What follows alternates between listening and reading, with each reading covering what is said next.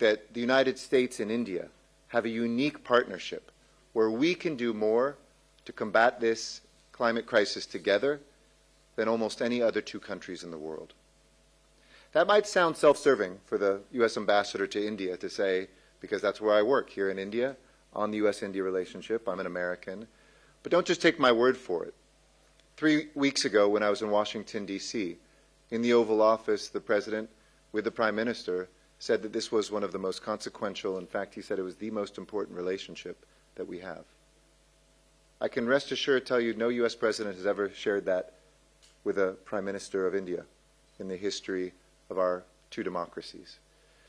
Our leaders feel that, but it's also reflected in how our governments are working together. That's part of what I want to discuss here today.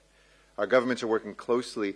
A state visit that's successful usually consists of a few agreements. We had 130 plus different deliverable things, from defense to energy to technology to people exchanges, that have really shown that, by the way, it's not just about two leaders or two governments. It's about two peoples, Indians who love Americans and Americans who love Indians. And building that bridge in the Indo-Pacific region to, of course, first and foremost, help our two countries.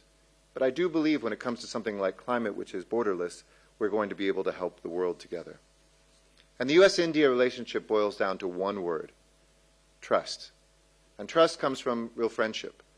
It's funny, we read about other countries who have, I think, relationships of convenience without limits. We have a relationship of friendship that for too long we've put limits on. But as we begin to, through our leaders, take those limits away and work in all arenas, as we said in the joint statement, from the seabed to the stars, we really do have, it used to be the sky's the limit, not even the sky is the limit anymore. And we're looking forward very much to tomorrow's launch of India as it makes history, becoming the 4th country to have a soft landing on the moon.